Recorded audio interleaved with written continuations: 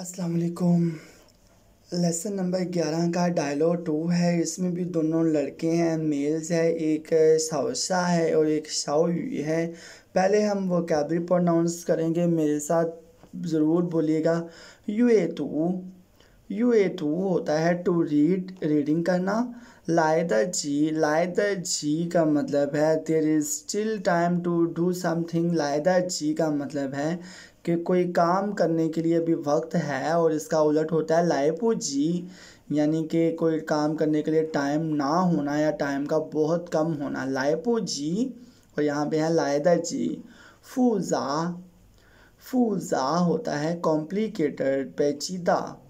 चिहाओ चिहाओ का मतलब है can not but to be force to, जब आपके पास ऑप्शन ना बचे, आपने कोई काम पूरी तरह इख्तियार ना हो, कोई काम छोड़ के आपको दूसरा करना पड़े वगैरह वगैरह। डायलॉग के अंदर आपको फुली ज़्यादा अच्छे से समझ आ जाएगा। आगे है थियनखुंग। थियनखुंग होता है फिल इन द ब्लैंक्स, जैसे खाली जगह होती है। छाए छाए का मतलब है टू गेस, यानी तुक्का लगाना। फोर्स फोर्स होता है अदरवाइज, वरना। तो ये है डायलॉग। इस डायलॉग बड़ा मज़े का है, आपके स्टडी से रेलेवेंट है।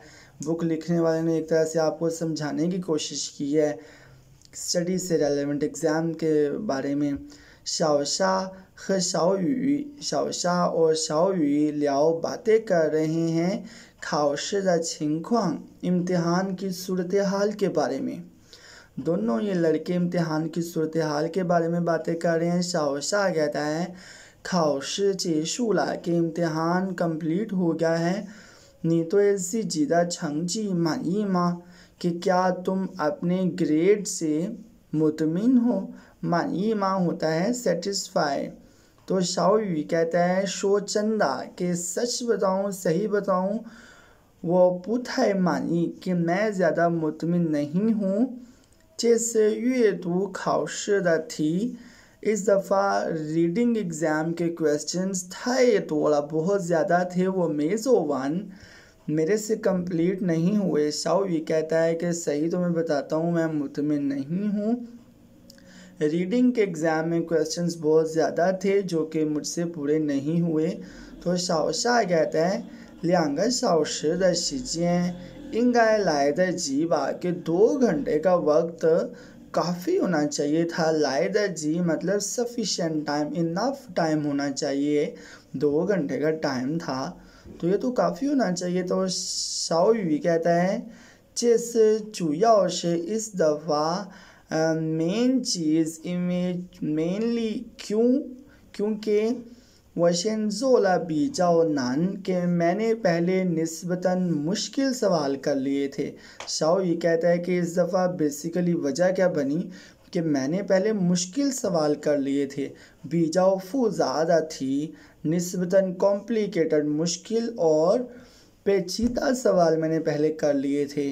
जे गो उसका रिज़ल्ट क्या हुआ। जे गो का मतलब होता है नतीजा, रिज़ल्ट। ख्वाला था ये तो शिजें कि बहुत ज़्यादा वक्त लग गया। हो में चेंदंदा थी, और बाद वाले सिंपल क्वेश्चंस वो स्वयं हुए, मुझे अगरचे हुए आते थे, खश लेकिन शिजें लाइपू जी वक्त इनफ नहीं था। लाइपू जी मतलब इनफ ना होना, वक्त काफ़ी नहीं था। हो एंड पे चिहाओ फंचीला, मेरे पास ऑप्शन नहीं बचा, मैंने तर्क कर दिया, स्किप कर दिया, ज़ाहिर है टाइम ही ख़त्म हो गया तो ऑप्शन नहीं बची। चिहाओ फंचीला, तो मैंने छोड़ दिए वो क्वेश्चंस। तो शाओशा कहते हैं छीश असल में वो खाओदा ये पुजमयांग, मेरा इम्तिहान भी बिल्कुल ठीक नहीं हुआ। पुजमयांग होता है कोई चीज़ का बिल्कुल अच्छा ना होना। आप किसी शख्स के कोई आपको किसी शख्स के बारे में पूछता है तो आप कहना चाहते हैं यार ये बंदा फारग ही है, तो आप कह सकते हैं था पुजमयांग मतलब कि बिल्कुल अच्छा नहीं है, फारग ही है। तो शाओशा कहते हैं छीश दर हकीकत 我考的也不怎么样 मेरा इम्तिहान भी बिल्कुल ख़ास नहीं हुआ, बिल्कुल फ़ारग सा हुआ है। 有几个填空题काफ़ी ज़्यादा फिल इन द ब्लैंक्स वाले क्वेश्चंस वो हुए जो मुझे करने नहीं आते थे। काफ़ी फिल इन द ब्लैंक्स खाली जगह पुर करने वाले क्वेश्चंस मुझे नहीं आते थे। यो चीगा श्वंस थी और काफ़ी ज़्यादा श्वंस थी MCQs मल्टीपल चॉइस क्वेश्चंस 实在想不出来 मुझे बिल्कुल समझ नहीं आ रहा था। कैशन ने कहा कि कौन सा ऑप्शन सेलेक्ट करना है। कहता है जी MCQs में मुझे बिल्कुल समझ नहीं आ रहा था कि कौन सा ऑप्शन सेलेक्ट करना है। 就随便猜了一个答案 तो मैंने बस कुछ जवाब गैस कर लिए, तुक्के लगाए उसने MCQs में। जे गो तो रिज़ल्ट क्या हुआ, ईगा तो मेथ्स है तो एक भी उसका तुक्का नहीं लगा। कहता है जी मुझे MCQs नहीं आते थे तो मैंने तुक्के लगाए और रिज़ल्ट क्या निकला जी, मेरा एक भी तुक्का नहीं लगा। तो शाओयू एंड में कहता है खलाए, मतलब कि इट सीम्स लगता है याओ संग खाओ हाओ कि अगर आप एग्ज़ाम सही देना चाहते हैं पुतान याओ रंजन फूसी कि आपको ना सिर्फ संजीदगी के साथ लेसन प्रिपेयर करना चाहिए, रिव्यू करना चाहिए, है दे चुई बल्कि आपको ध्यान देना पड़ेगा, लाजमी तौर पे ध्यान देना पड़ेगा। खाउशदा फंफा एग्ज़ाम के तरीके के बारे में आपको ना सिर्फ मेहनत के साथ स्टडी करनी है संजीदगी के साथ, बल्कि आपको एग्ज़ाम के तरीके के बारे में भी ध्यान रखना पड़ेगा। फोर्स अदरवाइज़ क्या होगा, हुए ज़ोदा थी जो क्वेश्चंस आपको आते हैं ये मेशिजन ज़ोला उनको करने के लिए भी वक्त नहीं बचता। स्पेशली HSK का जो एग्ज़ाम है वो इसी तरह का है। बहुत ज़्यादा स्टूडेंट्स होते हैं, स्टडी तो उनकी बड़ी अच्छी होती है लेकिन तरीक़ेकार का उनको सही तरह से अंदाज़ा नहीं होता।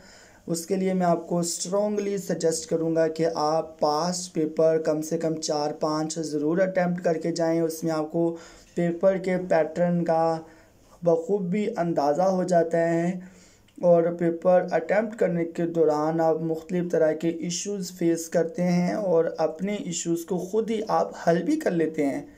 तो लिहाजा जाके फ़ाइनल एग्ज़ाम जब आप देते हैं तो काफ़ी ज़्यादा मसाइल का हल आप ऑलरेडी ख़ुद तलाश कर चुके होते हैं। प्लस सबसे अहम आपको टाइम मैनेज करना आ जाता है। जो सबसे अहम चीज़ है बेसिकली आपको टाइम मैनेज करना आ जाता है। बहुत ज़्यादा बच्चे ऐसे हैं जो स्टडी तो अच्छे करते हैं लेकिन फ़ाइनल एग्ज़ाम में जाके उनसे टाइम नहीं सही मैनेज होता। तो ये उर्दू इंग्लिश ट्रांसलेशन एंड में मैं आपको दिखा रहा हूँ। अगर ज़रूरत पड़े तो लिख लीजिएगा, ना ज़रूरत पड़े तो स्किप कर दीजिएगा और हमेशा की तरह मुझे सपोर्ट करते रहिएगा। अपने दुआ में याद रखिएगा। अल्लाह हाफिज़।